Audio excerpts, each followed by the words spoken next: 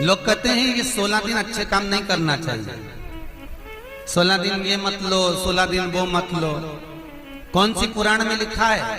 एक बार मुझे वो पुराण जरूर बताना कि 16 दिन ये सामान मत खरीदना, 16 दिन ये चीज मत लेना। क्योंकि शिव महापुराण में और शास्त्रों में वर्णन आता है कि 16 दिन श्राद्ध के हैं, ये पूर्वजों के हैं।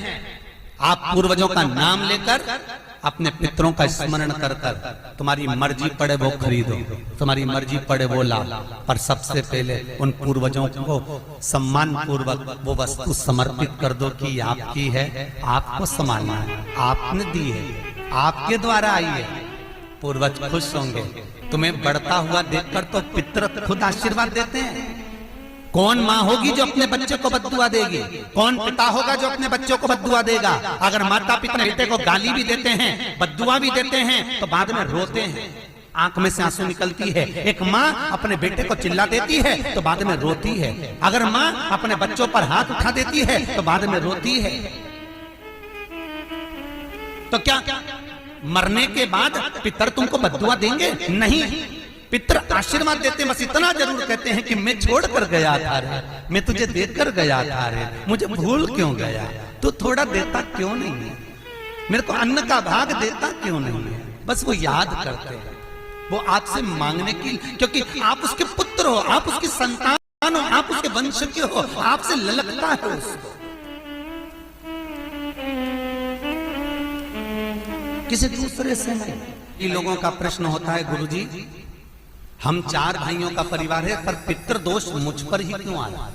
मैं क्यों तकलीफ भोग रहा हूं? मेरे क्यों कष्ट आ रहा है? मेरे क्यों पांव दुख रहे हैं? मेरे घर में क्यों ऐसी परेशानी आती है? सबकी सब तो सुखी है। ध्यान रखना, पितरों का जिससे लगाव होता है और जिसको पितरों ने दिया होता है, पूर्वजों ने दिया होता है, भगवान ने दिया होता है, लालसा उसी से होती है। घर के पूर्वज, घर के जो आहूत होते हैं, घर के जो पितर होते हैं, घर के जो वासुक होते हैं, घर के जो पूर्वज होते हैं, आशा उसी से लगते हैं जो दे सकता है। जिसके पास है ही नहीं उससे क्या आशा रखें?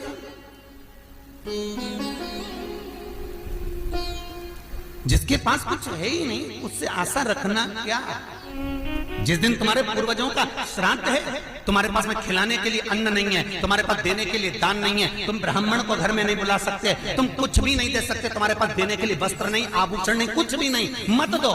निवेदन है बस चेहरे पर प्रसन्नता रखकर, एक निवेदन है कि चेहरे पर प्रसन्नता रखकर उस दिन अपने पूर्वजों को याद जरूर करना और कह देना कि आप ही का दिया हुआ है जो हम खा रहे हैं, हम पर करुणा करना। हमारे पास कुछ भी नहीं है। डब्बे में से गुड़ या शक्कर निकालकर अरे गैस को लाइटर से जलाकर उसकी अग्नि में छोड़ देना, पर 2 दाने शक्कर के छोड़ना जरूर, जिससे वो जीवात्मा दरवाजे पर आकर भूखी ना जाए, उसके मुख में कुछ तो चला जाए और वो जीवात्मा तुम्हें आशीर्वाद दे जाए। तुम्हारे पास कुछ ना हो तो इतना तो दे सकते हो साहब, स्माइल तो दे सकते हो, प्रसन्नता तो दे सकते हो, मीठी वाणी तो दे सकते हो, अपने पूर्वजों को याद तो कर सकते हो, अपने इष्ट को याद तो कर सकते हो, जिसने दिया है उसका गुणगान तो गा सकते हो। श्राद्ध पक्ष की कथा कहती है, ये श्राद्ध पक्ष का जो वर्णन गरुड़ पुराण में कहा गया कि जीवात्मा सबसे पहले जाती है तो घर पर जाती है पितृलोक से, जिसकी तिथि होती है पितरों के भगवान, जिनका नाम है आर्यमा स्वामी, कौवे पर बैठकर जिसकी तिथि होती है उस तिथि के जीव को कौवे पर बिठाकर आर्यमा स्वामी लेकर आते हैं और जिसकी यहाँ श्राद्ध होती है उसकी छत पर कौवा छोड़ते छोड़ते जाते हैं। इसलिए हिंदू धर्म में श्राद्ध में कौवे का बड़ा महत्व होता है, क्योंकि पितरों के देवता आर्यमा स्वामी कौवे पर बैठते हैं और उसी कौवे पर हमारे घर के जीवों को लेकर आते हैं। और सबसे पहले वो जीव कहां जाता है श्राद्ध पक्ष में? बहुत ध्यान से सुनना गरुड़ पुराण का ये चरित्र। सबसे पहले वो जीव कहां जाता है? जो घर का सबसे पुराना घर होता है, जहां पर घर का बड़ा बेटा रहता हो, जहां पर घर का पुराना मकान हो, पुराना घर हो, वहां वो जीव जाता है। 3 वृक्ष पितरों के तुल्य हैं। पहला पीपल, दूसरा बट वृक्ष, तीसरा बेलपत्र का वृक्ष। बेलपत्र का वृक्ष कभी अनायास श्राद्ध पक्ष में आप कुछ भी ना कर पाए, कुछ भी ना कर सकते हो, तो एक पत्ते के ऊपर कोई सा भी पत्ता ले लो, चाहे पान का ले हो, कोई पीपल का ले हो, कोई भी पत्ते के ऊपर एक पुड़ी, थोड़ा मीठा थोड़ा नमकीन रखकर अपनी कामना कर कर अपने पूर्वजों के लिए इन 3 वृक्ष के नीचे 16 श्राद्ध में किसी भी एक दिन आप वो भोजन को रखकर आ जाइए, अपनी कामना कर कर सुख का अनुभव होगा, पितरों को शांति मिलेगी।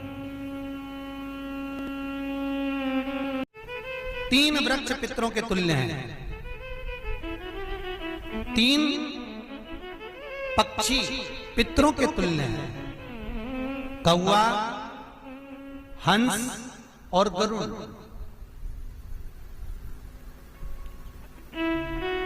एक कौवा और एक श्वान, कुत्ता, ये 2 ऐसे होते हैं जिनको 20 मिनट पहले, आधे घंटे पहले, 1 दिन पहले, 24 घंटे पहले, 48 घंटे पहले क्या होने वाला होता है, कौवे को और श्वान को भान हो जाता है। क्यों?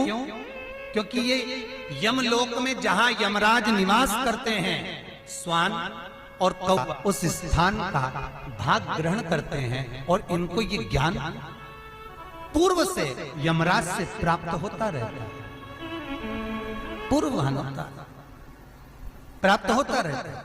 एक कौवा एक श्वान, कोई घटना घटने वाली होती है तो कुत्ता रोने लगता है,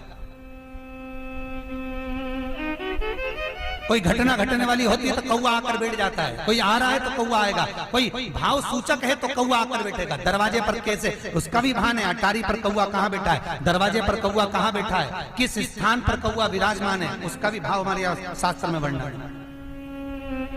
3 पक्षी, 3 वृक्ष पितरों के तुल्य हैं। पक्षियों में कौवा, हंस और गरुड़, ये पितरों के तुल्य हैं, जो अधोगति में मर जाते हैं, जिनको पिंड नहीं मिलता, तर्पण नहीं होता, ब्राह्मण का भोज नहीं मिल पाता, जो मर जाते हैं, जिनका अंतिम संस्कार तक नहीं होता, जिनकी गति बिगड़ जाती है, ऐसे जीव कौवे के अंश में प्रकट होते हैं, जो पूर्ण फल लेकर जाते हैं। पितृलोक में जगह नहीं होती, बैकुंठ में जगह नहीं होती, कहीं अगर जगह नहीं है देवलोक में तो इनको कौवे के अंश में, गरुड़ के अंश में या हंस के अंश में डाल दिया जाता है। महाराज फिर अगला वर्णन किया, 3 पशु, कुत्ता, गाय और हाथी, ये पितरों के तुल्य होते हैं। शिव महापुराण की कथा कहती है, अगर श्राद्ध पक्ष में गया नहीं जा सकते तो गाय के मुख में गयासुर ने वर दिया था कि गाय के मुख में अगर कोई गया नहीं आ पाएगा तो गयासुर 16 दिन गाय के मुख में निवास करेगा, और गाय के मुख में श्राद्ध के समय पर अगर कोई रोटी देगा, श्राद्ध के समय पर जो भाग देगा, उसको गया जी में पिंड करने का पुण्य फल प्राप्त होगा। ये गयासुर वर गौ माता के लिए था। तो गाय के मुख में 16 दिन तक गया क्षेत्र का पिंड का भाग प्राप्त होगा। कुत्ता, गाय और हाथी। श्वान को रोटी क्यों देते हैं? क्योंकि श्वान पितरों को अपना भाग प्रदान कर देता है, श्वान रखता नहीं है, चुका देता है। फिर 3 जलचर है महाराज जो पितरों के तुल्य हैं, मछली, कछुआ और नाग। पिंड जो बनाया जाता है वो पानी में दिया जाता है, मछली जिसको पाती है वो पितरों को प्राप्त होता है। कछुआ श्रावण के इस 16 श्राद्ध के अंतर्गत कछुआ यदि आपके दिए हुए भाग को पा लेता है तो वो जीव उसी समय पर तर जाता है। और महाराज नाग वो भी पितरों के तुल्य माना। इन 3 पितरों के क्रम का वर्णन किया गया है। भगवान शिव ओगड़दानी बट का वृक्ष के रूप में ब्रह्मा को बना देते हैं और शंकर बटकेश्वर महादेव के रूप में विराजमान हो जाते हैं। ऐसा सुंदर प्रसंग शिव महापुराण में वर्णन